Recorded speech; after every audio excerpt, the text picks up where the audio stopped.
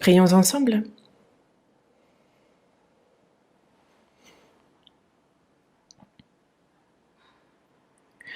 Dieu notre Père, toi qui nous aimes, qui es saint et miséricordieux, nous étions éloignés de toi et vivions dans le péché. Devant toi, Dieu, c'est la fureur et la punition éternelle que nous devions recevoir. Mais ton grand amour, tu as eu pour nous de la miséricorde et c'est Jésus qui, à notre place, se chargea de la malédiction et du jugement que nous devions recevoir. Et par le précieux sang que le Seigneur versa, il a éternellement lavé nos péchés et fait que, sans aucun mérite de notre part, nous avons été sauvés. Tu as fait de nous tes enfants et tu nous donnes l'espérance glorieuse de pouvoir entrer dans ton royaume éternel. Pour toutes ces grâces, nous te remercions sincèrement. À cette heure, nous qui avons reçu la rédemption éternelle par le précieux sang versé par le Seigneur, nous louons ta grâce, nous apprenons ta parole et nous te remercions de nous avoir placés dans la communion.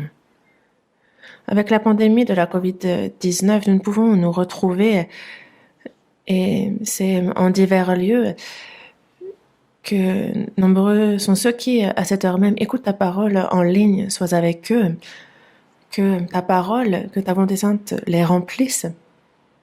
Mais aussi ton Église en Corée, ton Église dans le monde entier. Il y a ceux qui gardent leur foi dans les difficultés, qui prêchent ton évangile à tous ses frères et sœurs. Seigneur, que ta parole, que ta grâce, qu'ils soient revêtus de ta puissance et qu'aucun d'eux ne trébuche, qu'aucun d'eux ne s'éloigne. Soutiens chacun d'eux. À ceux qui sont malades, rétablis-les promptement. Ceux qui dans leur cœur sont faibles et ceux qui sont éprouvés en toutes choses, accorde-leur la grâce qui convient.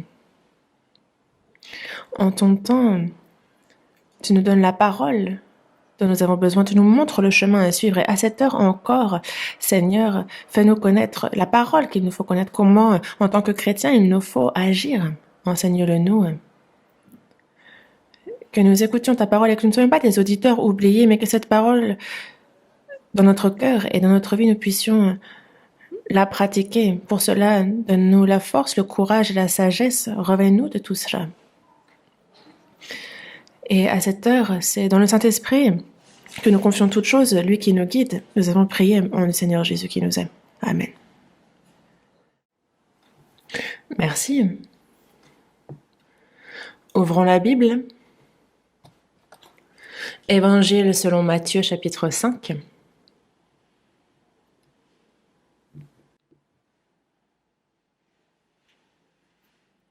Évangile selon Matthieu, chapitre 5. Du verset 1 au verset 12, je vais lire. Évangile selon Matthieu, chapitre 5, du verset 1 au verset 12. Voyant la foule, Jésus monta sur la montagne, et après qu'il se fut assis, ses disciples s'approchèrent de lui. Puis, ayant ouvert la bouche, il les enseigna et dit, « Heureux les hommes en esprit, les pauvres en esprit, car le royaume des cieux est à eux. Heureux les affligés, car ils seront consolés. Heureux les débonnaires, car ils hériteront la terre. Heureux ceux qui ont faim et soif de la justice, car ils seront rassasiés. Heureux les miséricordieux, car ils obtiendront miséricorde. Heureux ceux qui ont le cœur pur, car ils verront Dieu. Heureux ceux qui procurent la paix, car ils seront appelés fils de Dieu. Heureux ceux qui sont persécutés pour la justice, car le royaume des cieux est à eux. Heureux serez-vous lorsqu'on vous outragera, qu'on vous persécutera et qu'on dira faussement de vous toutes sortes de mal à cause de moi. Réjouissez-vous et soyez dans l'allégresse, parce que votre récompense sera grande dans les cieux, car c'est ainsi qu'on a persécuté les prophètes qui ont été avant vous. Jusqu'ici,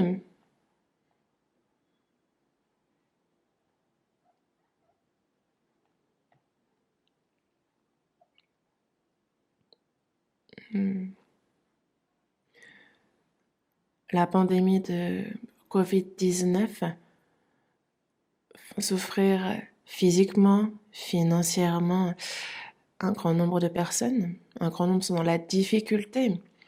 Et surtout, spirituellement, ceux qui sont plus mûrs, qui ont grandi dans la foi, peuvent endurer davantage ce genre de situation. Et plus c'est dur, et plus la foi se fortifie, et cette personne va s'efforcer de vivre comme il se doit en tant que chrétien. Toutefois, pour ceux qui sont sauvés depuis peu de temps, pour ceux qui sont faibles dans la foi, pour ceux-ci, donc on ne peut se réunir, communier ensemble, étudier ensemble, et donc quand ça dure, on peut s'affaiblir dans la foi, et c'est ce qui m'inquiète. Et donc, prenez soin de ceux qui vous entourent, afin qu'aucun ne trébuche, ne fasse de faux pas. Ceux qui sont forts dans la foi doivent prendre soin de ceux qui sont plus faibles, et ceux qui sont plus adultes dans la foi doivent prendre des plus jeunes, se soutenir les uns les autres et s'entraider, évidemment. Et donc, merci d'y appliquer votre cœur.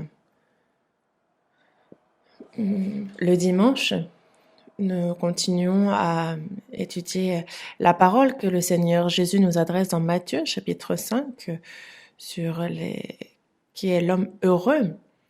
Et nous abordons point par point, nous lisons et nous y réfléchissons de nouveau à cette parole qui est dans notre cœur. Heureux ceux. Qui est heureux? Qui est l'homme heureux? Et on s'interroge, et afin que l'on puisse être ceux qui sont heureux selon la définition de Dieu, pour recevoir les bénédictions que Dieu veut donner, il faut que l'on s'examine, voir si nous remplissons les conditions, les critères qu'il définit, et que nous puissions donc suivre ces versets pour que l'on puisse recevoir dans notre vie les bénédictions que le Seigneur souhaite nous donner et que s'accomplisse sa volonté dans notre vie. Aujourd'hui, désormais, ce sont les versets du verset 10 au verset 12. On parle de « Heureux ceux qui sont persécutés pour la justice, car le royaume des cieux est à eux. Heureux serez-vous lorsqu'on vous outragera, qu'on vous persécutera et qu'on dira faussement de vous toutes sortes de mal à cause de moi. Et réjouissez-vous et soyez dans l'allégresse. » C'est la parole qu'il nous adresse, mais la dernière fois, comme je vous en parlais, heureux, heureux. Il y a donc à cette reprise, heureux ceux qui. Et du verset 10, on nous parle de heureux ceux qui sont persécutés pour la justice. Ceux qui sont donc, qui reçoivent cette bénédiction, qui sont heureux dans leur vie de foi. On voit donc ce qu'il faut que l'on reçoive.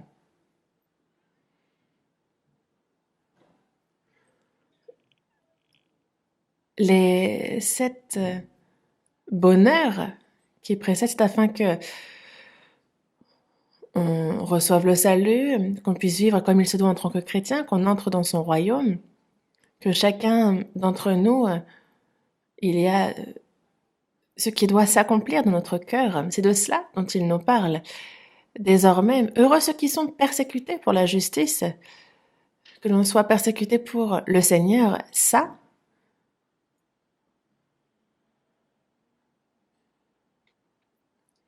ce sont ceux qui ont reçu les 7 bénédictions qu'ils ont reçues du Seigneur, qui voient dans leur vie, charnellement, physiquement, on nous parle justement à l'extérieur de ces persécutions que l'on connaît. Et il nous faut bien réfléchir à ces versets, les comprendre et vivre en adéquation avec ces versets. Tout d'abord, Dans Matthieu chapitre 3, chapitre 5, si je reprends du verset 3 au verset 9, il commence par nous parler que Dieu a créé l'homme. Dans quel but? Non pas pour que l'on vive dans le confort longtemps dans notre chair et que l'on passe des dizaines d'années sur cette terre à bénir notre chair. Ce n'est pas ici ce qui compte, ce qui est important. Dieu a fait l'homme sur cette terre. Il a permis à l'homme toute son histoire afin de se préparer à un peuple pour entrer dans son royaume éternel. Et la Bible nous en parle précisément. Et ce que Dieu veut donner à l'homme n'est pas cette terre, mais ce lieu où il n'y a ni souffrance, ni pleurs, ni deuil, ce lieu éternel comme Dieu l'est. C'est afin que l'homme puisse y entrer, qu'il nous montre qui il faut que nous devenions. C'est de cela dont nous parle le Seigneur ici. Et donc il commence par « Heureux ceux qui sont heureux les pauvres en esprit ». Et je vous en ai déjà parlé. Nous sommes nés nus. Nous vivons. Et peu de temps après, comme nous sommes venus, nous devons repartir les mains vides. Il n'y a rien, justement, que nous puissions emporter. Ainsi, la vie, il nous faut comprendre combien nous sommes misérables, combien nous sommes pauvres. Les gens de ce monde vont chercher à accumuler l'argent, à vivre dans davantage de confort. Et ils pensent que c'est ici leur raison d'être, que c'est le but dans leur vie. Et donc il n'y a pas de fin à leur convoitise, à leur désir vis-à-vis de ce monde, et ce jusqu'à leur mort. Dans Luc, chapitre 12, verset 15, il est dit de se garder avec soin de toute avarice, car la vie d'un homme ne dépend pas de ses biens, fut-il dans l'abondance. L'homme, sa vie, son but, sa raison d'être ne dépend pas de ses biens. Ce n'est pas de cela que dépend la vie d'un homme, fut-il dans l'abondance. Ce n'est pas ça qui définit la valeur, la vie d'un homme. Mais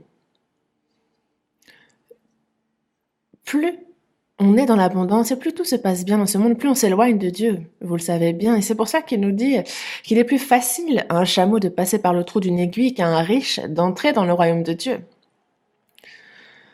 Les riches doivent connaître, comme tout le monde, combien nous sommes misérables et pauvres. Il y a ceux qui sont pauvres matériellement, mais qui pourtant sont tellement riches dans le monde, qui ont tant de désirs et d'attentes vis-à-vis de ce monde. C'est aussi un problème. Pour entrer dans son royaume, il nous faut connaître combien nous sommes pauvres spirituellement. Et c'est en Dieu, qu'il nous faut être riches. Le pauvre en esprit, c'est un cœur qui connaît combien misérables nous sommes. Et alors, à cela, le royaume des cieux est à eux. Ensuite, il parle des affligés. Affligés à cause du péché, à cause de cette condition misérable de pécheur, à cause de ce péché qui nous conduit au jugement et la punition. C'est ça quoi il nous réserve devant Dieu, de savoir quel est le destin, ce qui nous attend, et désormais d'espérer à la miséricorde, au pardon, à la grâce de Dieu, d'avoir un cœur qui tend vers ces choses à cause de notre condition misérable. Heureux les affligés à cause du péché, parce que ceux qui, justement, sont affligés, ceux qui se repentent, il va les pardonner, donc les sauver. Et c'est ici la consolation qu'il adresse. Justement, vos péchés sont pardonnés. Quelqu'un qui attend d'être condamné à mort et on lui dit « tu as été gracié, tu es libéré ». Il n'y a pas de plus grande consolation, n'est-ce pas? Pour un pécheur qui allait en enfer, lui dire que ses péchés sont pardonnés. Consolez mon peuple. Dites-lui que sa servitude est finie, que son iniquité est expiée, qu'elle a reçu de la main de l'Éternel au double de tous ses péchés. Et c'est ce que nous dit Ésaïe chapitre 40, et c'est notre plus grande consolation. À cause du péché, il y a ceux qui sont affligés et heureux car ils seront consolés par la rédemption des péchés, par le pardon. Il dit « Heureux les débonnaires, car ils hériteront la terre ». Et ce verset-là, désormais, c'est que après avoir reçu le salut, désormais, nous avons le Saint-Esprit en nous, nous avons les sentiments de Christ, comme nous avons sa vie en nous. Et les sentiments de Christ, son cœur, c'est un cœur débonnaire, un cœur doux, humble. Prenez mon joug sur vous et vous recevrez mes instructions, car je suis doux et humble de cœur et vous trouverez du repos pour vos âmes. C'est être obéissant, doux, comme silencieux comme un agneau, comme un mouton qui va à la boucherie. Il faut donc que comme le Seigneur Jésus Christ, nous puissions être obéissants, que nous puissions ne pas nous plaindre, ne pas murmurer. C'est en cela que consiste la douceur. Justement, car ils hériteront la terre, et c'est donc de cette gloire que nous hériterons, que Dieu nous a réservée. Et heureux ceux qui ont faim et soif de justice, car ils seront rassasiés. Ceux qui ont faim et soif de la justice, ceux qui désirent sa volonté, comme quelqu'un qui a faim va chercher de la nourriture, celui qui désire, qui est assoiffé de la parole, de la justice de Dieu. Heureux ceux qui ont faim et soif de la justice, car ils seront rassasiés. Ceux qui ont vraiment un cœur de vivre selon la volonté de Dieu, qui ont un cœur ardent pour cela. Alors quelle est la bénédiction que leur donne Dieu? Cherchez premièrement le royaume et la justice de Dieu, et toutes ces choses vous seront données par-dessus.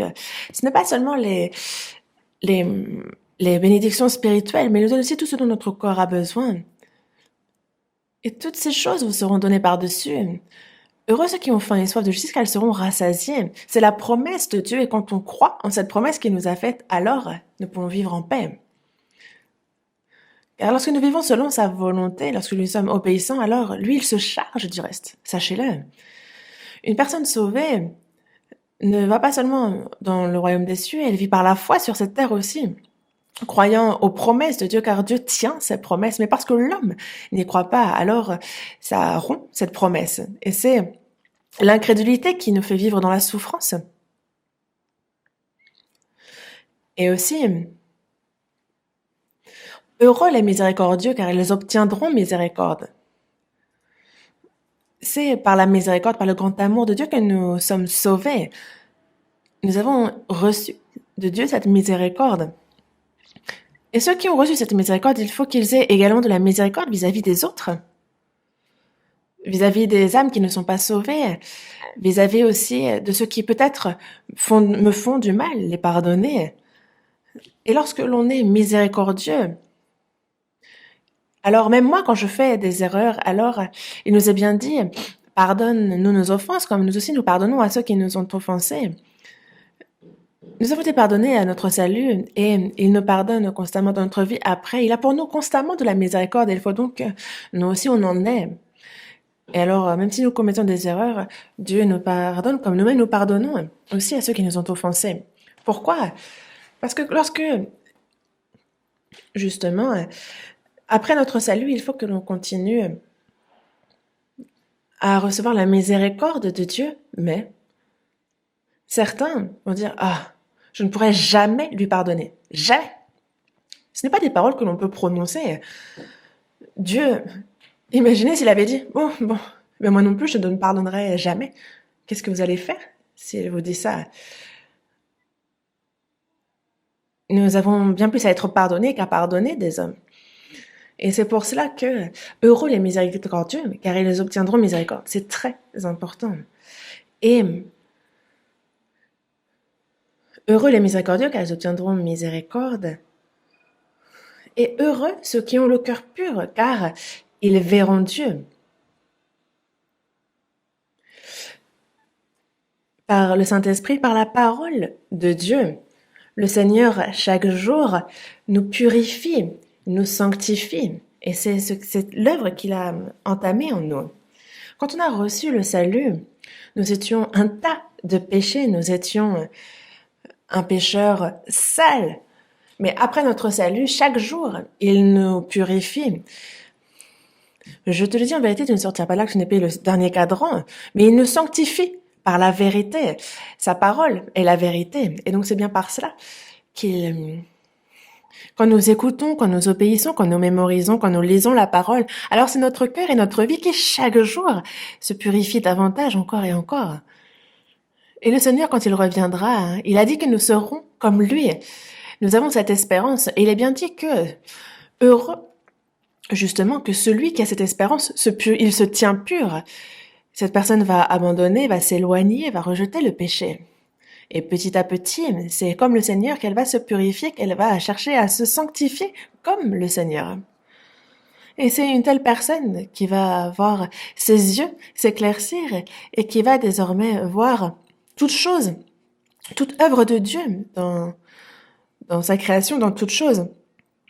Car ce n'est pas par les yeux charnels que nous pouvons voir Dieu, mais c'est par les yeux de la foi, les yeux spirituels que nous pouvons le voir autant que nous voulons. Et ceux qui vivent les regards tournés vers le Seigneur, c'est en lui qu'ils peuvent se réjouir, qu'ils peuvent être satisfaits, qu'ils se contentent de lui. Et dans le cas contraire, une personne qui n'est pas pure de cœur, alors elle ne voit pas les choses spirituelles. Ça va être flou, lointain. Et elle va penser que Dieu, en retour, ne la regarde pas non plus. Et donc, petit à petit, elle va faire ce qu'il ne faut pas faire. Mais il faut que nos yeux s'éclaircissent, car il est bien dit que, justement, quand les yeux s'éclaircissent, c'est tout le corps qui s'éclaircit aussi. Et donc, on peut dire, heureux ceux qui ont le cœur pur, car ils verront Dieu. Et c'est donc très important, n'est-ce pas? Et heureux ceux qui procurent la paix, car ils seront appelés fils de Dieu. Nous, Jésus est mort sur la croix et nous avons été réconciliés avec Dieu. Nous faisons donc on a été réconciliés avec Dieu, n'est-ce pas? Et désormais, en fait, on est exhorté à continuer dans cette paix, car nous étions ennemis de Dieu. Mais en fait, là, nous avons été réconciliés, mais il y a ceux qui ne sont pas encore réconciliés. Il faut que l'on prêche cet évangile, n'est-ce pas? Heureux ceux qui procurent la paix, il faut que l'on prêche et qu'ils puissent aussi recevoir la paix. Soyez réconciliés avec Dieu, car si l'on est nous-mêmes ennemis de Dieu, alors c'est le jugement de Dieu et la perdition éternelle qui nous attendent et nous ne pourrions pas y échapper. Et aussi, entre chrétiens sauvés dans notre vie, il doit y avoir justement, nous devons être réconciliés constamment avec Dieu, entre saints. Parce que justement, en fait, il nous a vraiment appelés à la communion avec les frères et sœurs, avec lui. Et c'est ça, les chrétiens, la vie de foi ne se vit pas toute seule. Dans la première épître aux Corinthiens, chapitre 1, verset 9, il est dit que Dieu est fidèle, lui qui nous a appelés à la communion de son Fils, Jésus-Christ, notre Seigneur. Il nous a appelés à la communion. Il est fidèle parce qu'il nous a réconciliés. Il nous a appelés à la communion de son Fils, Jésus-Christ. Et c'est au sein de cette communion avec les frères et sœurs, c'est bien une preuve que nous sommes aussi sauvés. Car ils seront appelés fils de Dieu. Après notre salut, donc, je suis la famille, les gens de la maison de Dieu. Dans Éphésiens, chapitre 2, verset 19, il nous est bien dit qu'on n'est plus étrangers, on n'est plus des gens du dehors, mais on est concitoyens des saints, on est gens de la maison de Dieu. On a désormais une famille, on n'est plus seul à l'écart. Pourquoi? Parce que on est sauvé. Là où il y a un sauvé, alors c'est la famille. Et c'est un lien bien plus fort que le lien familial charnel. Et où que nous allions, on rencontre la famille, n'est-ce pas? On va en Russie, on va aux États-Unis, on va en Afrique. Où qu'on aille, on rencontre même en Amérique du Sud. De nos jours, en fait, on a beaucoup d'assemblées. Dieu est celui qui nous a appelés à la communion. Nous nous réjouissons au sein de cette communion. Et c'est avec la parole, avec l'amour qu'il nous guide au sein de cette communion. Et tous ceux qui sont dans cette communion, il y a l'amour du Seigneur qui permet d'embrasser tout le monde dans cette communion.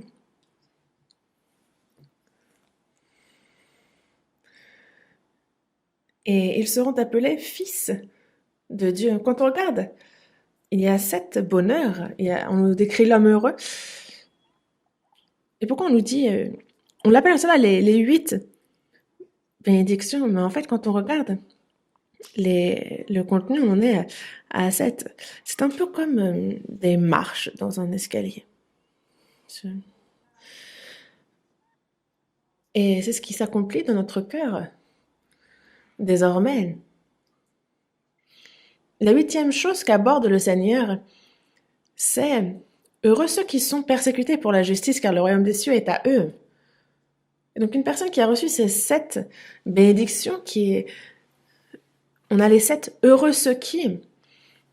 Et ensuite, on voit justement ce qui lui arrive sur cette terre à celui qui est donc qui a ces 7 bénédictions. Que lui arrive-t-il sur cette terre? Il ne peut échapper à la persécution dans ce monde. Et c'est à cela qu'il nous faut réfléchir. Et c'est pour ça que les 7 heureux ceux qui précèdent,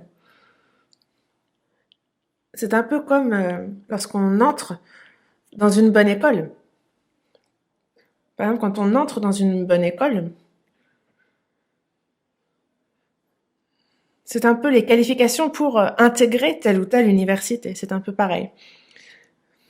C'est un peu comme, par exemple, l'entrée dans le royaume. Et ensuite, il dit justement qu'ils seront appelés fils de Dieu. C'est un peu comme on est diplômé. On n'est pas seulement entré dans une université renommée, mais on a aussi appris tout ce qu'on avait à apprendre. Et on nous donne ensuite le diplôme.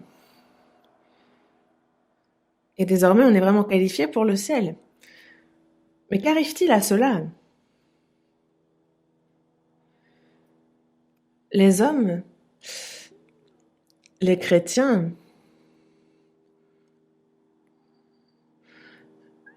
évidemment que on pourrait se croire que dans ces cas-là, tout va bien se passer, on pourra être au calme, tranquille. On pourra rendre grâce pour toute chose, que tout va très bien aller. Mais quand on vit sur cette terre, ce n'est pas ce qui se passe. On est au milieu des épreuves. Pourquoi? Parce qu'il y a les persécutions. On nous parle justement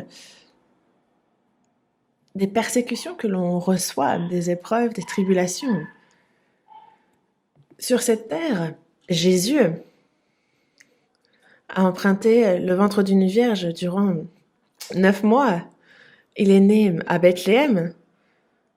Il a vécu 30 ans comme fils d'un pauvre menuisier. Et durant 3 ans et demi, il souffrit énormément, n'est-ce pas? Et lorsqu'il mourut, c'est sur la croix qu'il fut crucifié. C'est la mort la plus honteuse, la plus douloureuse qu'un pécheur puisse connaître. Et c'était pourquoi? C'était pour notre salut.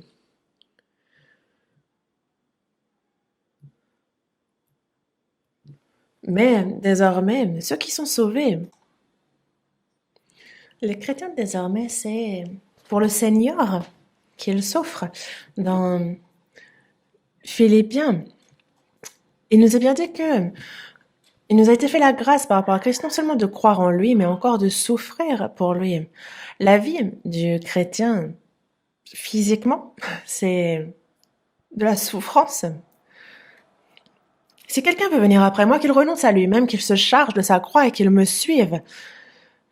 Renoncer à lui-même, à notre bonheur, à nos plans, à nos opinions, à ce qu'on avance, à tout cela. Se charger de sa croix, c'est quoi? C'est mourir. Et c'est alors qu'on peut suivre le Seigneur. Vous êtes prêts? Pourquoi nous accorder cette souffrance?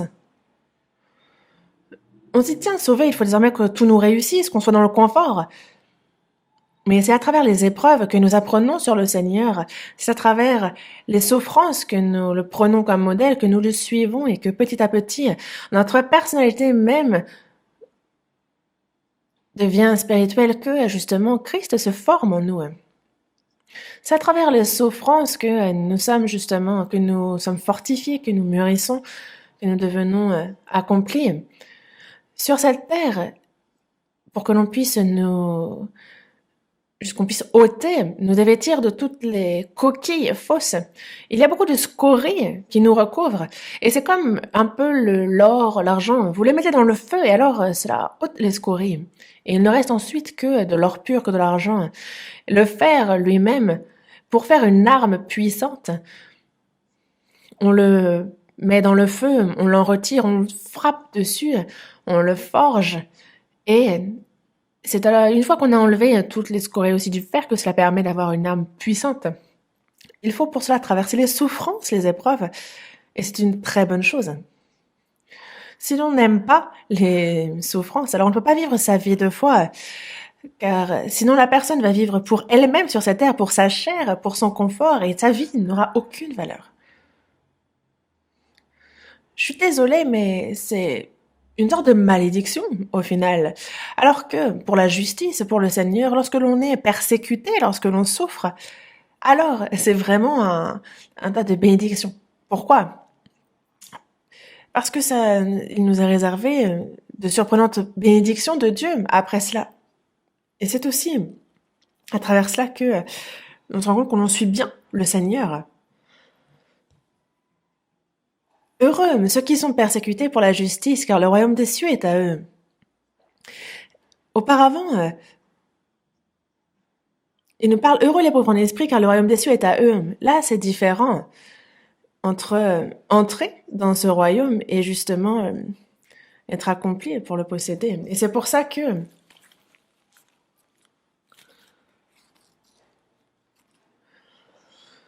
lorsque nous recevons la grâce, nous sommes aussi éprouvés. Il ne faut pas oublier justement que nous sommes persécutés, nous sommes éprouvés. Et c'est comme lorsque Jésus fut baptisé, lorsqu'il ressort de l'eau, alors il y a l'esprit comme une colombe, et on entend la voix de Dieu qui dit, justement, celui-ci est mon fils bien-aimé en qui j'ai mis toute mon affection. Et ce n'est pas pour se faire entendre de Jésus seulement, mais c'est justement que nous sommes morts, nous sommes ressuscités avec Jésus et que le Saint-Esprit est aussi entré en nous, ce qui témoigne que nous sommes aussi fils, ça atteste de notre salut, nous avons reçu le salut, nous sommes nés de nouveau, nous sommes désormais enfants de Dieu. Et c'est ce que garantit, le témoignage que rend le Saint-Esprit. Mais dès que Jésus, justement, a reçu ce témoignage-là, il fut ensuite emmené par l'Esprit dans le désert pour être tenté par le diable, et donc il a jeûné 40 jours et 40 nuits, et puis il eut faim. Nous aussi, après notre salut, il y a justement nous sommes éprouvés, il y a ces souffrances. Le peuple d'Israël fut esclave en Égypte après l'Exode, avant d'entrer en terre de Canaan, il passe 400 ans dans le désert. Pourquoi? La terre de Canaan est l'ombre, l'image du royaume des cieux. Avant d'y entrer, et jusqu'à ce que tous ceux qui désobéissent soient morts, jusqu'à ce que tous les scories soient ôtés, Dieu les a entraînés dans le désert. Après notre salut, nous aussi, il y a ce désert que nous traversons. Comme Jésus jeûna 40 jours, il fut tenté par le diable. Nous aussi, dans notre vie, nous connaissons les tentations, nous sommes éprouvés. Il y a ces persécutions pour voir, car nous avons vu que Jésus, lui, c'était avec la parole qu'il a repoussé jusqu'au bout le diable. Et nous sommes testés de la même manière. Et justement, en fait, nous avons reçu le salut, nous traversons les épreuves, nous les surmontons, et cela confirme que nous sommes fils de Dieu. Et alors, la personnalité, vraiment, c'est Christ qui se forme en nous. Et alors, qu'est-ce qui arrive? Ce sont les persécutions qui surviennent. Et une personne qui ne vit pas comme il se doit, sa vie de foi, ne sera pas persécutée. Il n'y a rien qui soit sujet à être persécuté. Et c'est bien pour cela que le peuple du royaume des cieux, lorsque justement sa personnalité spirituelle, lorsque Christ se forme dans chacun des chrétiens, alors il y a des persécutions. Ça, c'est ce qui doit arriver. Quand vous les voyez arriver, dites-vous juste, bon, ben, je les attendais. Elles sont là et elles sont bel et bien là. Ne soyez pas surpris. Heureux ceux qui sont persécutés pour la justice. Dans ce monde, personne ne se dit que on peut être heureux en étant persécuté. Dans ce monde, ce n'est pas comme ça que cela fonctionne. C'est quand on est complimenté, lorsqu'on est respecté, quand on est reconnu pour qui nous sommes. Alors on pense que c'est de telles personnes qui sont heureuses dans ce monde. Mais Jésus, lui, dit heureux ceux qui sont persécutés pour la justice. Quand on est insulté, quand on est justement critiqué, lorsqu'on nous ment, lorsque on fait face des fois à l'injustice quand ça ne nous apporte rien, mais on dit heureux ceux qui sont persécutés. Mais il est bien dit justement que c'est vraiment, en fait, justement, par exemple, il nous le dit bien dans Matthieu, chapitre 6, verset 26, « Malheur lorsque tous les hommes diront du bien de vous, car c'est ainsi qu'agissait leur Père à l'égard des faux prophètes. » Et dans l'Ancien Testament, on l'a vu, combien étaient reçus de manière bienveillante les faux prophètes.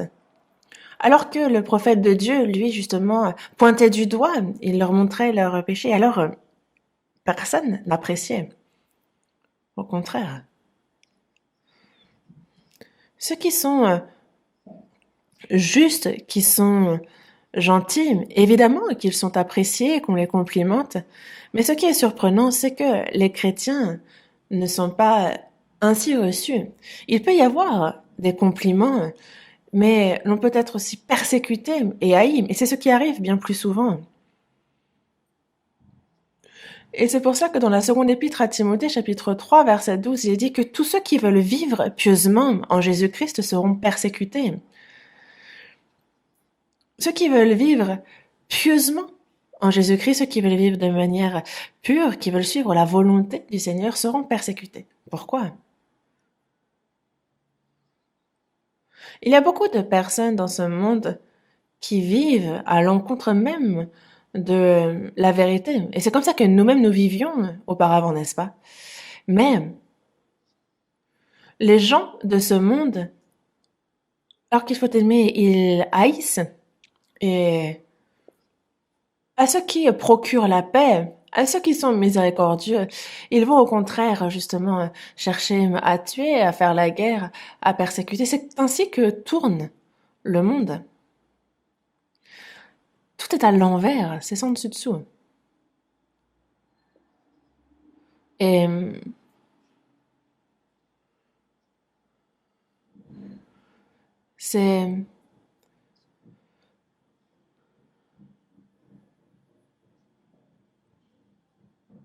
c'est comme vraiment mettre un poids au cou de quelqu'un. Dans le psaume 58, verset 4, on dit des méchants qu'ils sont pervertis dès le sein maternel, des menteurs qu'ils s'égarent au sortir du ventre de leur mère. Le pécheur, c'est depuis le sein maternel. C'est au sortir du ventre, justement, que essayez de demander justement à quelqu'un qui est ainsi né de marcher droit, mais il ne le peut pas, il ne le peut vraiment pas. Bah, soyez bon, vivez bien, vous pouvez le crier, mais ce sera inutile. Car les méchants, ils vont continuer à suivre la convoitise de leur chair. Et donc, ça va à l'encontre, c'est le contraire même de comment il faudrait vivre. Mais c'est inné. Et justement, une personne qui va dans le sens inverse de la direction à suivre, quand il voit une personne qui suit la bonne direction, il se dit, mais qu'est-ce qu'il fait? Pourquoi il est là? Pourquoi il va dans le mauvais sens?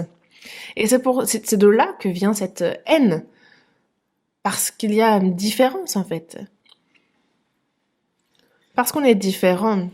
Ils disent, pourquoi est-ce que la personne doit faire semblant d'être gentille? Pourquoi elle dit qu'il faut écouter sa conscience, qu'il ne faut pas pécher? Pourquoi elle peut pas faire les choses juste comme ça? Et c'est quelque chose d'ailleurs que les gens n'aiment pas. Dans la première épître de Pierre, chapitre 4, verset 4, il est dit aussi qu'en fait, il trouve étrange qu'on ne se précipite pas avec eux dans le même débordement de débauche. Et d'ailleurs, il nous calomnie pour ça. Il trouve cela étrange. Il nous calomnie. Il voudrait que l'on boive, que l'on fasse de mauvaises choses, que l'on vive comme bon nous semble, que l'on entre avec eux dans le débordement de débauche, mais on ne le fait pas et alors il trouve cela étrange. Et il nous calomnie. C'est comme un peu des collègues qui cherchent à avoir des revenus incertains, à tromper ou à soutirer de l'argent et que je dis non, moi je ne peux pas faire une telle chose. Alors l'attitude change. Qu'est-ce qui se passe? Est-ce que vous pensez qu'on se dit ah cette personne elle est vraiment remarquable, elle marche droite, on dit hey, arrête d'essayer de faire le bon, hein. Tu n'es qu'un traître. Et c'est de là que naît la haine. Et certains vont aller jusqu'à vouloir tuer. Et j'ai entendu que il y a quelque part, il y a donc un village où ne vivaient que des singes à un œil. On se demande bien ce qui leur est arrivé, n'est-ce pas? Mais un beau jour, en fait, un singe à deux yeux entre dans ce village et tout le monde se moque de lui en disant ah ben qu'est-ce qui t'est arrivé? Et on lui dit il se fait arracher un œil pour ressembler aux autres. Mais en fait, c'est complètement insensé, n'est-ce pas? Si l'on veut vivre selon la parole de Dieu, alors on ne peut pas être aimé des gens de ce monde, évidemment que l'on est justement haï, que l'on est persécuté, car ils voudraient qu'on entre dans leur routine, que l'on boive, que l'on parle mal, et ils nous disent arrête d'essayer de faire semblant d'être bon, d'être gentil. Et justement, certains vont forcer d'autres à boire ou renversent les verres sur la tête. Mais c'est des choses que j'ai vues. Dans le Proverbe, chapitre 29, verset 27, il est dit que l'homme inique est en abomination au juste. Et celui dont la voie est droite en abomination au méchant. L'homme inique est en abomination au juste, et celui dont la voie est droite est en abomination au méchant. Donc ils ne peuvent s'entendre.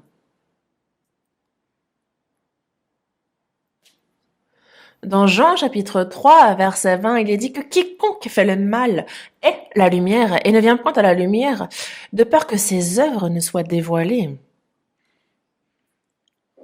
Quiconque fait le mal est la lumière. Il ne veut pas venir à la lumière. Il en a peur.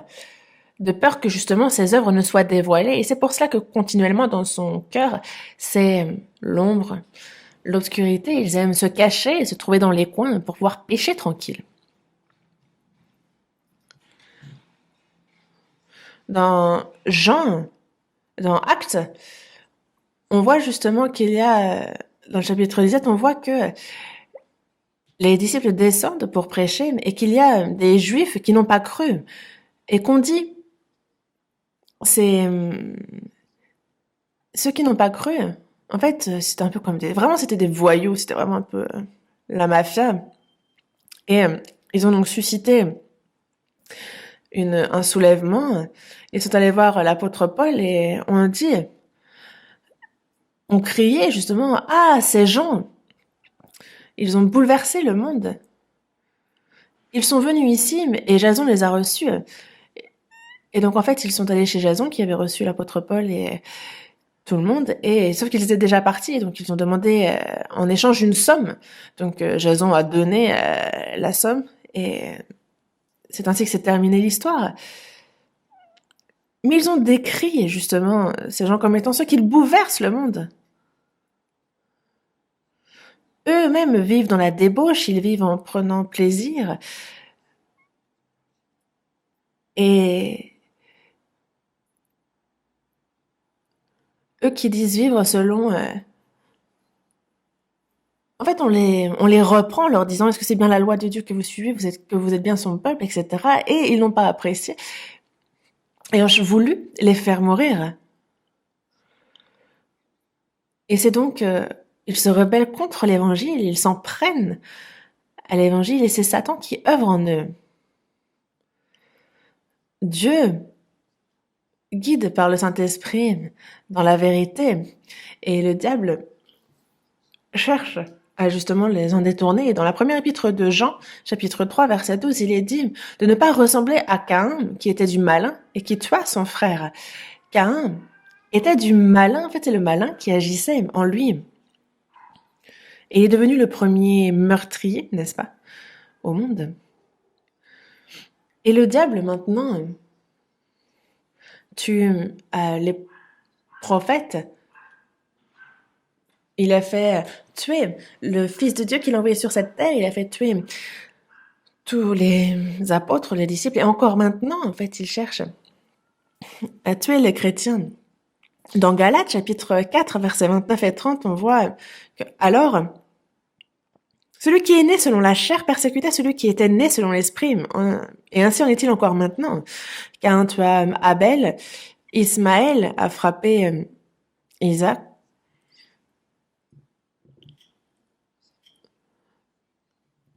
Isaac, lui, justement, était l'enfant de la promesse, à la différence d'Ismaël. Et il y a tous ceux qui sont faux dans la croyance. On a le peuple d'Israël qui est le peuple élu de Dieu, mais qui, à l'époque, était éloigné de Dieu. Eux, ils se sont rebellés, ils ont rejeté Jésus. Ismaël, lui, a frappé Isaac. Évidemment que Dieu a demandé à ce qu'il soit chassé ensuite et il n'hérita de rien. Jacob, lui, a pris donc la bénédiction de Ésaü et Ésaü lui a voulu se venger. Et il nous est bien dit que celui qui était né selon la chair persécuta celui qui était né selon l'esprit. Ainsi en est-il encore maintenant. Les religieux chrétiens non sauvés, justement, s'en prennent à ceux qui sont sauvés. Encore maintenant. Dans l'histoire d'Israël, dans l'Ancien Testament, après la Pentecôte, on voit l'histoire de l'Église et on voit que c'est une véritable guerre avec Satan. On voit les chrétiens qui, justement, sont persécutés, qui souffrent pour la prédication de l'Évangile, parfois jusqu'à mourir. Et c'est pour cela que dans l'histoire de l'Église, c'est vraiment une continuité de persécution, de rejet de gens qui les traitent et les jugent comme étant une secte, qui brûle, qui crucifie, qui donne en pâture aux lions. Les Juifs ont reçu la loi de Dieu, mais justement, ils critiquent, ils persécutent, disant que ceux qui prêchent Jésus ne suivent pas ses commandements. Ils vont même justement jusqu'à frapper aussi les chrétiens à l'époque de Néron, justement, les gens ne vénéraient pas le roi, l'empereur, alors ils étaient aussi frappés. Et quand on regarde dans le passé, vraiment, les catholiques aussi, justement, lorsque le pape avait une grande autorité, alors il y a de nombreux croyants, celui qu'ils furent justement tués.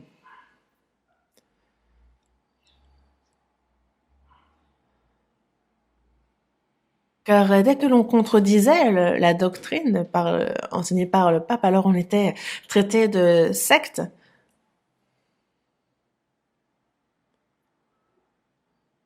Mais c'est quelque chose qui a été révélé depuis, donc on peut bien en parler. C'est un monde qui connaît ces choses-là.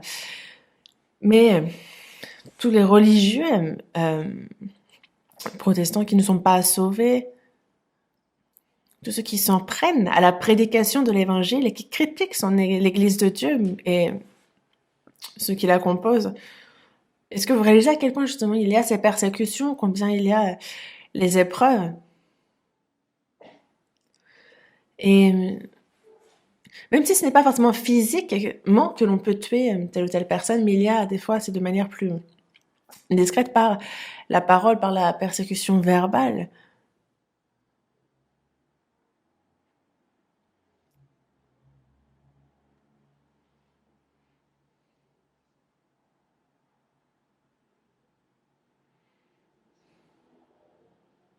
Et justement, il y a cette doctrine enseignée par la catholique qui est soutenue par le pape. Il y a Martin Luther aussi, n'est-ce pas, qui justement a vu qui s'est relevé contre les indulgences. Il a vu qu'il y avait des cathédrales, notamment celle dite de Pierre, qui allaient être construites avec ces indulgences et l'argent que ça récoltait. Et justement, il a vu que le fond n'y était pas et il s'est contre ça, qu'il s'est rebellé. Et le pape, en fait, a même été jusqu'à dire que toute personne qui tuerait Luther ne serait pas accusée de meurtre.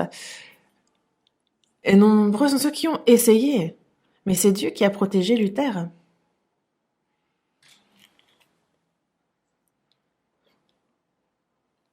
Dans l'histoire, on ne voit personne prêchant ce véritable évangile qui ne fut pas persécuté. On a en Angleterre aussi Jean et Charles Wesley qui sont nés de pasteurs et qui avaient dans l'église anglicane étaient devenus célèbres, ils étaient eux-mêmes prédicateurs, mais une fois sauvés, après justement ils pointent du doigt les dysfonctionnements de l'église d'Angleterre et ils furent grandement persécutés aussi. On a Spurgeon aussi. Spurgeon aussi fut aussi beaucoup persécuté. On ne peut pas tout saisir. Et en fait, justement, en fait, quand il rassemblait beaucoup d'hommes pour prêcher, des gens venaient et criaient que le feu qu'un feu a été déclenché, que le bâtiment était en feu. Et certains dans la précipitation, donc, se piétinaient. Et il y a 7-8 personnes qui sont mortes comme ça. Aux États-Unis, on a le prédicateur D.L. Moody, célèbre, vous le connaissez, n'est-ce pas? C'est avec courage qu'il presse l'évangile et que de nombreuses âmes furent sauvées. Mais il y avait constamment, accrochés à ses baskets, des persécuteurs. Dès qu'il y avait un poster, justement une affiche pour la prédication de la parole, ils en collaient un autre à côté qui disait tout le contraire. Et sachez que là où on prêche l'évangile, on est poursuivi par le diable qui essaie d'aller à l'encontre. Et d'ailleurs, ce serait étonnant du contraire. Ce serait surprenant que cela ne se produise pas. C'est pour ça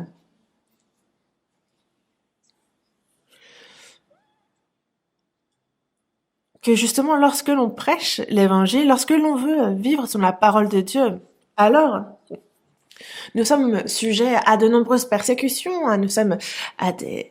C'est fait ainsi. Mais heureux serez-vous lorsqu'on vous outragera, qu'on vous persécutera et qu'on dira faussement de vous toutes sortes de mal à cause de moi.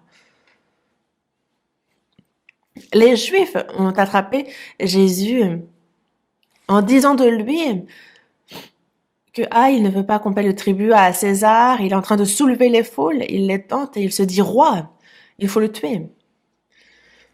Ils ont pris de faux témoins et ces témoins à 3 reprises que Pilate a dit que pourtant Jésus n'avait pas de péché, mais ils ont insisté et ils l'ont finalement tué. Et le diable qui agissait en eux à l'époque agit encore maintenant. Vous pensez qu'il reste tranquille dans son coin?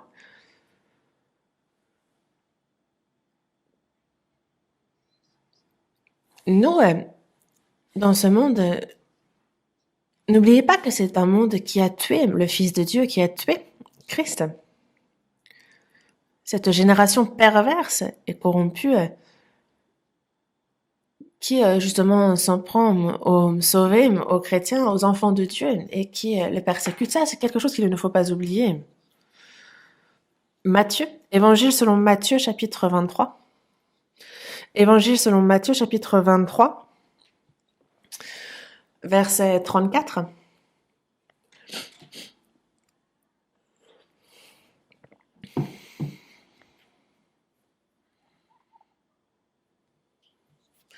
Chapitre 23, verset 34. C'est pourquoi, voici, je vous envoie des prophètes, des sages et des scribes. Vous tuerez et crucifierez les uns, vous battrez de verges les autres dans vos synagogues, et vous les persécuterez de ville en ville.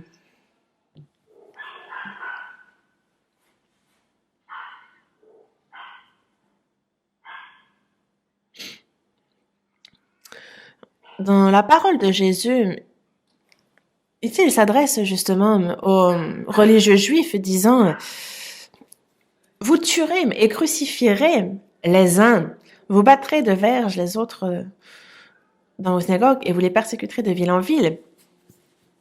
Vous tuerez et crucifierez les uns, vous irez de village en village pour les poursuivre, pour les frapper de verges. Et donc, continuellement, ils continuent à agir ainsi.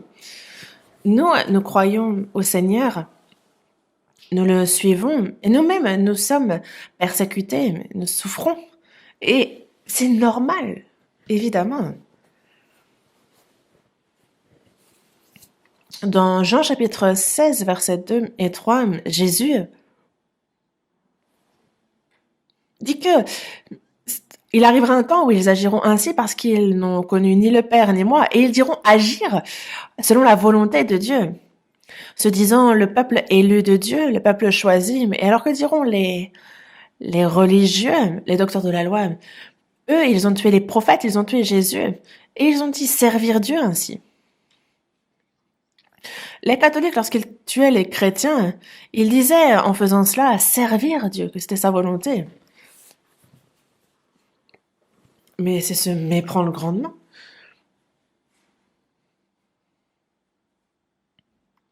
Dans Jean chapitre 8, verset 23, il y a Jésus qui dit, il s'adresse aux Juifs en leur disant, vous êtes de ce monde, moi, je ne suis pas de ce monde. Vous êtes de ce monde et moi je ne suis pas de ce monde. Vous êtes certes peut-être vous, le peuple de Dieu choisi, mais vous êtes des religieux qui ne sont pas sauvés. Vous n'êtes donc pas de Dieu. Vous appartenez au diable. Dans la première épître de Jean, chapitre 5, verset 19, il dit, nous savons que nous sommes de Dieu et que le monde entier est sous la puissance du malin. Nous sommes de Dieu, mais le monde entier, lui, est sous la puissance du malin.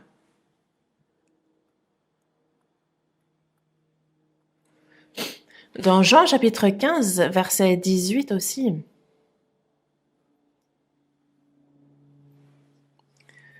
Si le monde vous hait, sachez qu'il m'a haï avant vous. Si vous étiez du monde, le monde aimerait ce qui est à lui. Mais parce que vous n'êtes pas du monde et que je vous ai choisi du milieu du monde, à cause de cela, le monde vous hait. Vous n'êtes pas du monde. Je vous ai choisi du milieu du monde. Et la preuve en est que le monde vous hait. Si vous étiez du monde, alors le monde vous aimerait parce qu'il aime ce qui est à lui. Mais parce que vous n'êtes pas du monde, alors à cause de cela, le monde vous hait.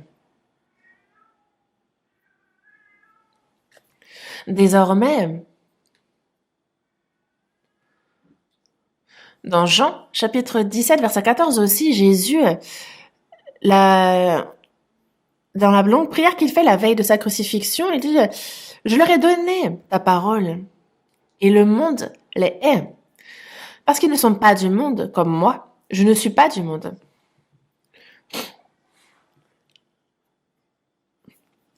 Jésus n'est pas du monde, et de la même manière, les chrétiens non plus ne sont pas de ce monde. Et c'est la parole qu'il a donnée, parce que le monde l'a haï et il nous haït aussi. Et si on y réfléchit précisément, profondément, il faut que nous sachions à qui nous appartenons, d'où nous sommes. Nous vivons momentanément dans ce monde, mais nous ne sommes pas du monde. Jésus est du ciel, nous-mêmes, notre cité est dans les cieux.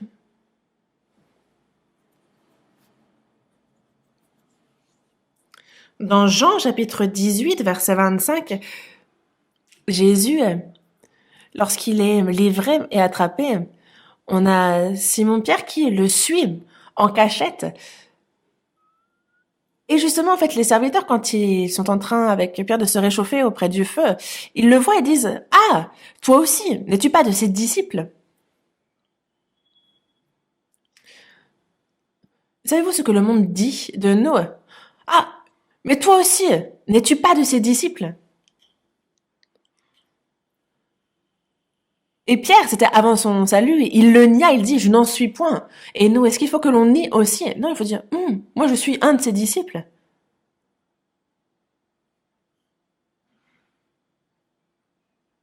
Hmm. Avec le Seigneur, nous vivons par la foi, mais tout chrétien qui cherche à vivre ainsi sera persécuté et sera dans la souffrance. Dans Actes chapitre 5 aussi, dans le verset 40 et 41, il est bien dit, on voit les Juifs qui attrapent les disciples et qui frappent qui les frappent en leur disant en fait, ils ont fait battre de verges. En fait, ils les ont défendus de parler au nom de Jésus.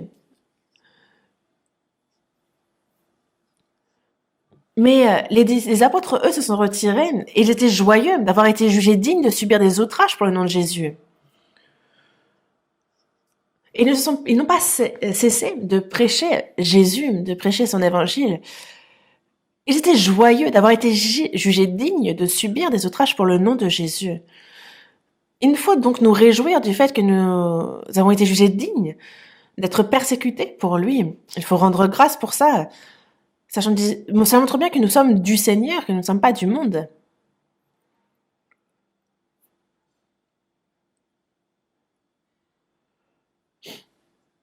L'apôtre Paul, après son salut, alors qu'il prêche l'évangile, regardez toutes les souffrances qu'il a connues. Dans la seconde épître aux Corinthiens, on voit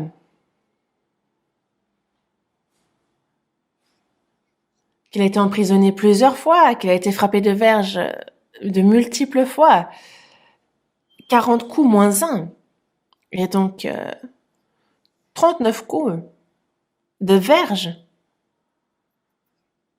Plusieurs fois. Il a été lapidé, il a été laissé comme mort, il s'est relevé et est reparti évangéliser. Il a été en péril sur les fleuves, en péril parmi les frères, par les faux frères. Il était nu, dans le jeûne, il était comme à la toute fin, lorsqu'il est à Rome, il est un peu comme le chef des pécheurs. Et c'est durant 2 ans qu'il est comme assigné à résidence et que il prêche, mais il est finalement décapité. Est-ce que c'est seulement l'apôtre Paul? Est-ce que il y a un disciple de Jésus qui soit mort tranquillement? Cherchez-le. Ils ont tous été martyrs.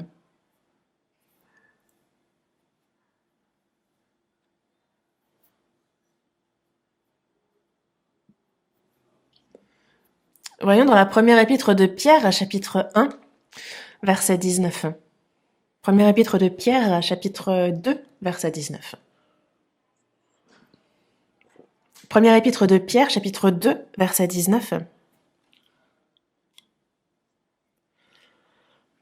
Je vais lire du verset 19 au verset 21. Car c'est une grâce que de supporter des afflictions par motif de conscience envers Dieu, quand on souffre injustement. En effet, quelle gloire y a-t-il à supporter de mauvais traitements pour avoir commis des fautes? Mais si vous supportez la souffrance lorsque vous faites ce qui est bien, c'est une grâce devant Dieu. Et c'est à cela que vous avez été appelés, parce que Christ aussi a souffert pour vous, vous laissant un exemple, afin que vous suiviez cette race.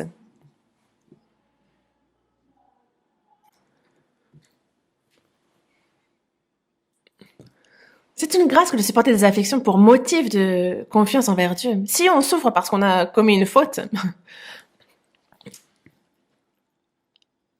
alors là, non, c'est une mauvaise chose. Mais par contre, si c'est une grâce que de supporter des afflictions par motif de conscience envers Dieu quand on souffre injustement en se disant, ah, je souffre certes, mais c'est pour Dieu. C'est envers Dieu, justement, c'est une grâce. Les chrétiens, lorsqu'ils souffrent à cause du péché qu'ils ont commis, là, c'est une mauvaise chose. Mais si vous supportez la souffrance lorsque vous faites ce qui est bien, c'est une grâce devant Dieu. C'est une grâce devant Dieu. C'est à cela que vous avez été appelés. Appelés à quoi? On a été appelés, on a été sauvés. Pourquoi? Nous n'avons pas seulement été sauvés par la grâce, mais aussi Christ a souffert pour nous. Alors, il nous a aussi laissé un exemple. Il faut que nous suivions cette trace, cet exemple. Et donc, il nous demande de suivre cette trace, de souffrir comme lui-même a souffert. Et il nous faut donc suivre le Seigneur et le suivre aussi, dans ses souffrances. Voyons le chapitre 4, verset 13. Premier épître de Jean, chapitre 4, versets 13 et 14. Et réjouissez-vous, au contraire, de la part que vous avez aux souffrances de Christ, afin que vous soyez aussi dans la joie et dans l'allégresse lorsque sa gloire apparaîtra. Si vous êtes outragés pour le nom de Christ, vous êtes heureux, parce que l'Esprit de gloire, l'Esprit de Dieu, repose sur vous. Réjouissez-vous au contraire de la part que vous avez aux souffrances de Christ. Réjouissez-vous, afin que vous soyez aussi dans la joie et dans l'allégresse lorsque sa gloire apparaîtra. Car on va participer à sa gloire, et il faut donc que l'on puisse alors être dans la joie, dans l'allégresse. Pour ça, il faut avoir part aux souffrances de Christ pour aussi avoir part à sa gloire. Et nous nous réjouissons car nous avons le regard tourné vers cette gloire qu'il nous réserve. En fait, on se prépare, n'est-ce pas? On se prépare à cette gloire qui nous est réservée en traversant ces épreuves. Si vous êtes outragés pour le nom de Christ, vous êtes heureux. Et c'est vraiment comme l'a dit Christ. L'Esprit de gloire, l'Esprit de Dieu repose sur vous. Il est avec nous, il demeure avec nous. Et donc nous sommes heureux. Et le jour où le Seigneur reviendra, lorsque sa gloire apparaîtra, alors nous aussi nous pourrons être dans la joie, dans l'allégresse, si nous souffrons comme lui a souffert. Désormais,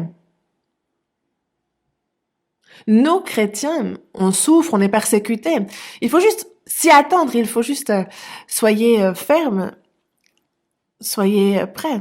Ça fait partie du processus, c'est une étape. Dans Actes, chapitre 24, verset 5,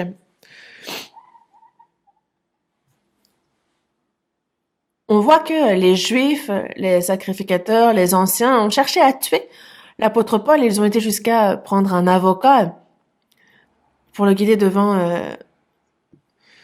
Félix, justement, et afin de l'accuser du disant, mais en fait, on a trouvé cet homme, c'est une peste, il excite des divisions parmi tous les Juifs du monde, et il est le chef de la secte des Nazaréens. Il est comme une peste, il est vraiment une maladie qui se propage, c'est vraiment... il excite des divisions parmi tous les Juifs du monde, c'est le chef de la secte des Nazaréens. Et nous, qu'est-ce qu'on est? Une peste. On est une peste. On est de la secte. Une peste. Ça, vous trouvez ça injuste? Gratuit? Mais nous savons que nous sommes persécutés. Et pour son nom. L'apôtre Paul, pour la prédication de l'évangile, il est allé à Rome. Dieu l'a envoyé comme une peste. C'est Dieu qui l'a envoyé là-bas. Et dès qu'il est arrivé sur place, alors justement, on voit bien dans Actes chapitre 28, verset 22, que ceux qui étaient haut placés ont demandé à apprendre de l'apôtre Paul ce qu'il pense. En fait, ils ont appris, ils ont voulu connaître ce qu'il y avait sur cette secte, pourquoi ils rencontrent de l'opposition partout. En disant, en fait, vous êtes partout, mais tout le monde vous considère comme une secte, il y a de l'opposition partout où vous êtes. Donc l'apôtre Paul a tout dit.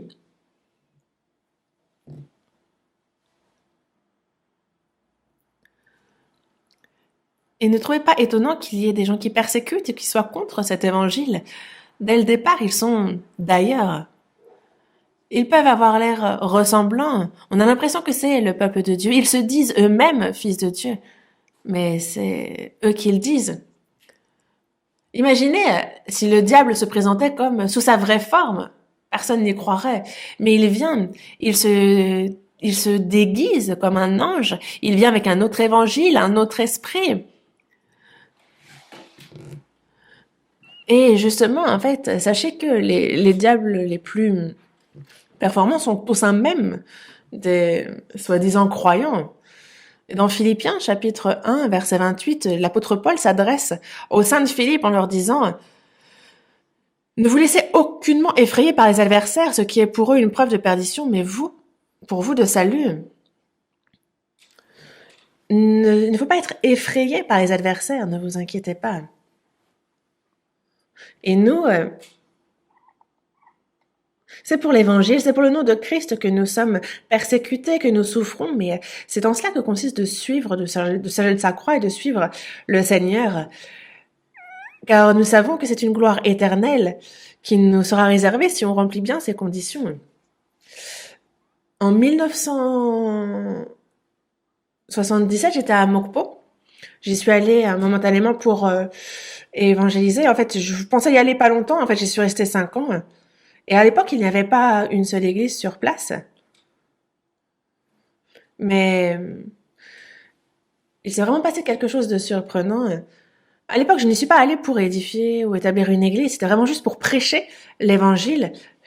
Le dimanche après-midi, le mardi soir, le jeudi soir. En fait, le jour où il n'y avait pas de sermon, de séminaire dans les autres églises. Et donc, on s'est constamment réunir. On avait loué une grande salle et on faisait constamment des séminaires et beaucoup écoutaient. Il n'y avait plus de place où s'asseoir, les gens étaient debout au fond, mais il y a eu un problème. En fait, toute la ville, justement, tous les prédicateurs, tous les pasteurs de cette ville se sont dit ah il y a un petit jeune de la province d'à côté qui vient et qui sème le trouble. Je devais avoir 28, 29 ans, j'étais jeune à l'époque, n'est-ce pas? 28, 29 par là. Et il dit ah il est en train de propager des choses étranges. Et ils ont justement demandé à venir observer ce que je raconte, à me chasser. Mais en fait, ils sont allés voir la police et le policier en question, sa femme, a écouté notre parole, a été sauvée et en fait, elle était auparavant catholique et un beau jour, elle va écouter la parole et elle est sauvée et elle a complètement changé. Et donc le policier se rend compte que l'église que les pasteurs critiquent est l'église où sa femme va. Et il leur dit, j'ai bien l'impression que c'est plutôt vous qui n'êtes pas sauvés. Lui-même n'est pas sauvé, lui-même ne croit pas. Il dit, ah, mais pourquoi? Parce que le policier disait, mais je connais très bien justement comment vous achetez telle ou telle personne. Et ils sont arrivés avec une grosse somme et lui ont demandé de se taire. Mais plus tard, ce policier a reçu le salut. On l'appelle le policier Chong. Mais c'est vraiment Dieu qui, par des moyens surprenants, a empêché justement que l'on soit détruit. Et je pense que vraiment beaucoup vont chercher à me tuer. Et ça me rappelle un peu justement Martin Luther parfois. Et c'est plus tard que justement une église a été établie à Mokpo. Je faisais des allers-retours avec Gwangju et ensuite ça a commencé aussi à Gwangju. Et c'est l'évangile qui a commencé dans cette province. Mais dans tous les cas, là où il y a l'œuvre de l'évangile, sachez qu'il y a aussi le diable qui est là, qui ne rate aucune occasion et qui va chercher à nous persécuter tout le temps. Et c'est encore le cas maintenant. Nous, souffrir, être persécuté pour le Seigneur, il est dit heureux, celui qui fait ça. Pourquoi? Parce que justement, en fait, c'est comme ça qu'il faisait aussi auparavant, mais ce sera comme ça qu'on sera aussi glorifié. Les prophètes ont été tués, ont été persécutés, Jésus aussi, tous les apôtres, les disciples, tous furent persécutés. Et nous sommes momentanément dans ce monde, nous y vivons pour un temps. Et c'est pour l'évangile que l'on peut tout souffrir, tout supporter, même si on est persécuté. On peut même s'en réjouir et rendre grâce. Pourquoi? Parce qu'il a dit que notre rémunération est grande dans les cieux. Il nous faut savoir que justement notre rétribution sera grande. C'est comme quand vous allez à l'armée, justement, il y a des grades, n'est-ce pas? Vous savez que lorsque certains ont fait de grandes choses, ils reçoivent des étoiles, ils passent au grade supérieur. Et il nous faut savoir, nous aussi, que dans Romains, chapitre 8, verset 17, il dit que si toutefois nous souffrons avec lui, alors c'est afin d'être glorifiés avec lui. Et c'est incomparable, justement, la gloire qui nous est réservée à ce que cette terre pourrait nous offrir. Car nous ne faisons que souffrir momentanément, c'est nos légères afflictions du moment qui produisent pour nous, en fait, un point éternel de gloire. Imaginez, vous avez une fourmi. Imaginez qu'on vous dit, bah tiens, tu donnes attrapez cette fourmi et on vous donnera après une vache.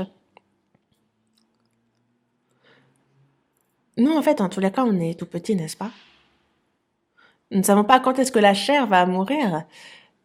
Mais si on pouvait mourir de manière majestueuse pour Dieu, justement, est-ce qu'il y a quelque chose que nous pourrions craindre, lorsque nous savons que sa gloire nous est réservée dans les cieux? Souffrir pour le Seigneur, pour le Christ, c'est justement être reçu comme Jésus le fut, comme les prophètes le furent et comme les apôtres et les disciples aussi. Nous sommes ensemble, nous partageons ensemble ces persécutions. Nous sommes reçus comme eux-mêmes le furent, et c'est normal. C'est glorieux, non? Que d'être reçus comme les disciples, Jésus, comme les apôtres furent reçus. Dans Hébreux chapitre 11, verset 24, on voit que c'est par la foi que Moïse, devenu grand, refusa d'être appelé fils de la fille de Pharaon. Il a refusé cela. Fils de la fille de Pharaon. Il peut devenir roi si tout se passe bien. Pharaon. Mais il a refusé d'être appelé comme ça. Mais il a mieux aimé être maltraité avec le peuple de Dieu que d'avoir pour un temps la jouissance du péché.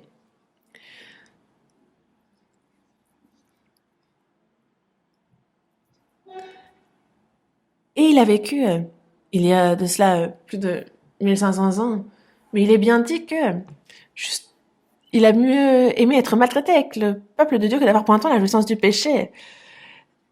Il a regardé l'opprobre de Christ comme une richesse plus grande que les trésors de l'Égypte, car il avait fixé sur la rémunération, alors que l'Égypte à l'époque était une grande puissance. Mais lui, il a regardé l'opprobre de Christ comme une richesse plus grande que les trésors de l'Égypte. Et pourquoi? Car il avait les yeux fixés sur la rémunération.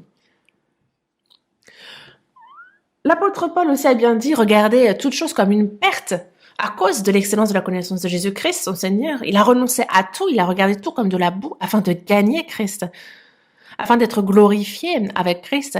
Et c'est pour cela que tout ce qui était pour lui des gains sur cette terre, il les a considérés comme de la boue. Et donc, ne soyez pas trouillards, ne mettez pas votre espérance dans ce monde. Et ne vendez pas votre foi et votre conscience pour quelques sous dans ce monde. Ne soyez pas lâches, mais soyez courageux. Car si nous sommes morts avec lui, nous vivrons aussi avec lui. Si nous persévérons, nous régnerons avec lui. C'est la promesse du Seigneur. Les chrétiens doivent vivre fièrement, avec courage sur cette terre. Est-ce que les souffrances sont une fin en soi? Non, le Seigneur est avec nous, n'est-ce pas? Donc de quoi avez-vous peur?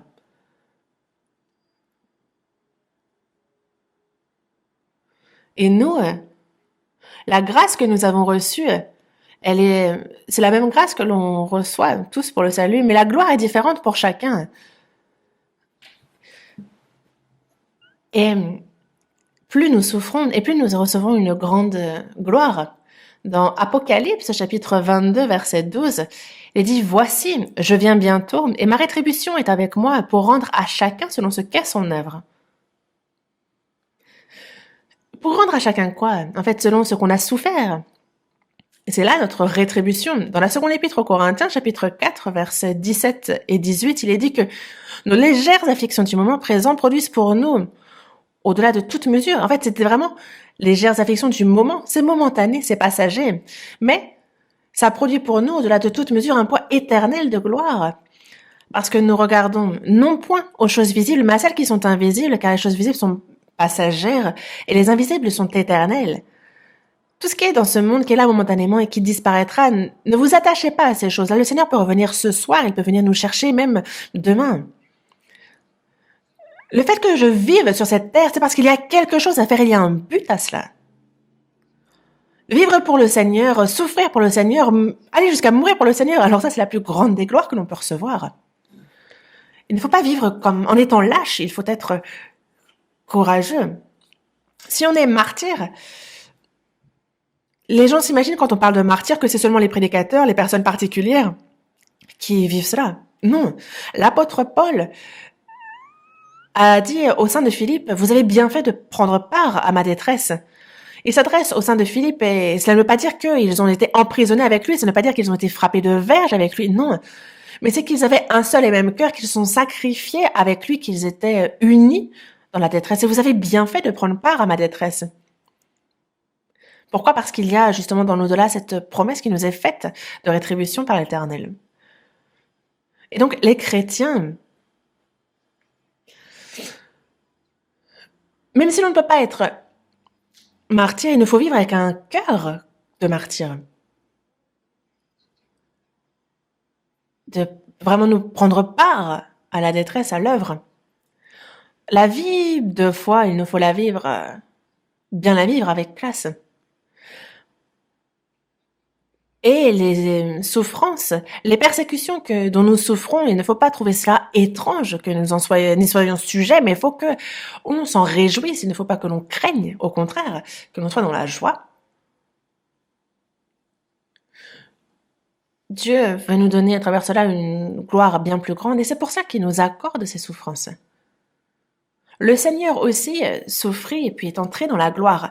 Les apôtres aussi et les saints qui nous ont devancés aussi, tous, ont d'abord traversé les épreuves, ont souffert avant de connaître la gloire. Réjouissez-vous et soyez dans l'allégresse, parce que votre récompense sera grande dans les cieux, car c'est ainsi qu'on a persécuté les prophètes qui ont été avant vous. Le Seigneur, les apôtres ont souffert, ont été persécutés d'eux-mêmes.